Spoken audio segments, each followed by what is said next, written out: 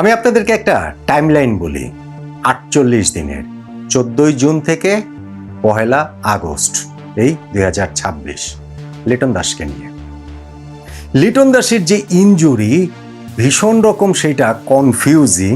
এই সময়ের মধ্যে এত ঘটনা ঘটে গেছে যে আমি আসলে ঠিক বুঝতে পারছি না বাংলাদেশ ক্রিকেট বোর্ডের মেডিকেল টিম তারা আসলে ঠিক কী কাজ করছেন, নাকি হঠাৎ করে কিভাবে তারা এত ভালো হয়ে গেলেন, নাকি সিঙ্গাপুরের চিকিৎসাতে লিটন ভালো হয়ে গেলেন। আমি কোনো কন্ট্রোভার্সি ক্রিয়েট করতে যাচ্ছি না, আমি জাস্ট শুধু একটু আপনাদের বোঝার চেষ্টা করছি সেই 48 দিনের টাইম লাইনটা দিয়ে।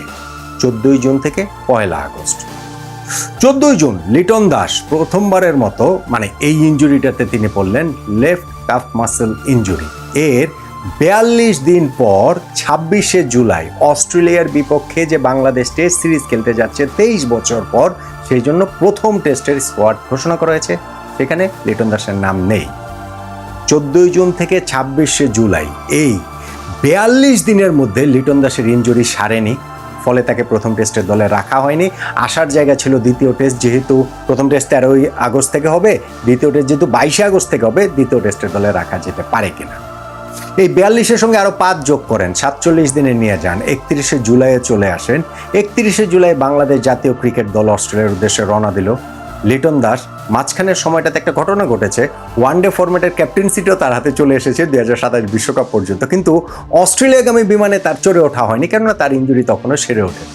কিন্তু দল যেদিন চলে গেল অস্ট্রেলিয়ার উদ্দেশ্যে, ঠিক তার পরদিন 1 আগস্ট, 31 জুলাই দল চলে গেল, 1 আগস্টে লিটন সুস্থ হয়ে গেলেন, মানে সুস্থতার পথে আসলেন, মানে প্রথম টেস্টে দলে থাকার মতো অবস্থায় আসলেন। ফলে এখন লিটন দাসকে 2 আগস্ট রোববার অস্ট্রেলিয়াতে পাঠানো হচ্ছে। আমার যেটা প্রশ্নের জায়গা, এই যে দীর্ঘ একটা সময় ধরে লিটন দাসের ইনজুরি নিয়ে যে ধোঁয়াশার যে খেলাটা চলছে, এইখানে আসলে দায়টা কার? লিটন দাসের দায়, বাংলাদেশ ক্রিকেট বোর্ডের মেডিকেল টিমের দায়, বাংলাদেশের চিকিৎসা ব্যবস্থার দায়?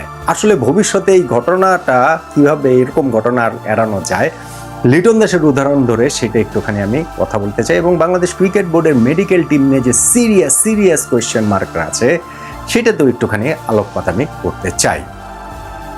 দেখুন, আমি আরেকটা কথা আপনাদেরকে একটু বলে রাখি যে অনেকেই দেখছেন যে আমি গত কয়েকদিন ধরে, সপ্তাহখানেক ধরে একটা ভিন্ন সেটে আপনাদের সঙ্গে আলোচনাটা করছি এই নট আউট মানে। আমি আসলে একটুখানি আমার স্টুডিওর বাইরে আছি বলতে আমি আসলে একটু দেশের বাইরেই আছি, কিন্তু যেহেতু আপনাদের সঙ্গে একটু আড্ডা দিতে, কথাবার্তা বলতে সেটা ভালোই লাগে, সেই কারণেই আসলে আমি এই আলোচনাটা চালিয়ে যাচ্ছি। আমি হয়তো আর সপ্তাহখানেক একটু দেশের বাইরে থাকবো, তারপরে আমি আসলে আবার আগের মতো আগের ফর্মেই সবকিছু আগের ফর্মেটেই দেখা যাবে। এটা জাস্ট শুধু একটা ব্যতিক্রম হিসেবে। অনেকেই বলেছেন যে না এই সেটটা ভালো লাগছে, অনেকেই বলেছেন যে না ভাই পুরনো সেটটা আসলে ফিরিয়ে আনেন। সো আমি জাস্ট তাদেরকে একটু ক্লিয়ার করার জন্য সেটা বলছি। আপনাদের সঙ্গে এই বিভিন্ন বিষয়গুলো শেয়ার করা, আড্ডা দেওয়া, এইটা আসলে দৈনন্দিন রুটিনের একটা পার্ট। সো দ্যাটস ওয়াই বলতে পারেন একটু ছুটির মেজাজেই আছি, তারপরেও আসলে আপনাদের সঙ্গে এই জিনিসটা একটু শেয়ার করার জন্য এই ডিফারেন্ট সেটে ডিফারেন্টলি আসলে আপনাদের সঙ্গে একটু মুখোমুখি হচ্ছে। আসুন এবার লিটন দাসের ঘটনা প্রবাহে। লিটন দাস ইনজুরিতে পড়েছেন 14 জুন অস্ট্রেলিয়ার বিপক্ষে বাংলাদেশ ঘরের মাটিতে আমরা যে সিরিজটা খেলেছি সেটা লাস্ট ওয়ানডেতে। কিন্তু বাংলাদেশ ক্রিকেট বোর্ডের মেডিকেল টিম থেকে বলা হলো যে ইনজুরিটা সিরিয়াস কিছু না, ফলে টি-20 সিরিজের দলেও লিটন দাসকে রাখা হলো। টি-20 টিমের তো তিনি ক্যাপ্টেনই, কিন্তু টি-20 সিরিজের 3টা ম্যাচের মধ্যে একটা ম্যাচও লিটন দাস খেলতে পারলেন না, নাম্বার 1। নাম্বার 2, বাংলাদেশ দল গেল হচ্ছে গিয়ে জিম্বাবুয়েতে, সেখানে প্রথমে আমরা টেস্ট খেলেছি, সেই টেস্ট স্কোয়াডটাতে লিটন দাসকে রাখা হলো।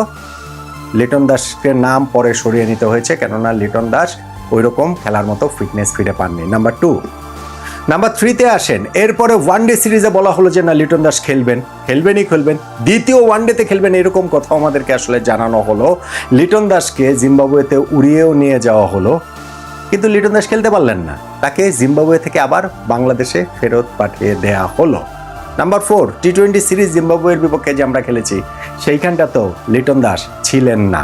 Number 5, in the mean time Liton Das আবার সপরিবারে বাংলাদেশ ক্রিকেট বোর্ডের অনুমতি না নিয়ে বিদেশে চলে গিয়েছিলেন ঘুরতে, যেই কারণে আবার তাকে শোকজ জরিমানাও করা হয়েছে। সেইটা হচ্ছে কি একটা আইন মানে শৃঙ্খলাজনিত কারণে, ঠিক আছে, ক্রিকেট বোর্ড সেটা অবশ্যই করতে পারে।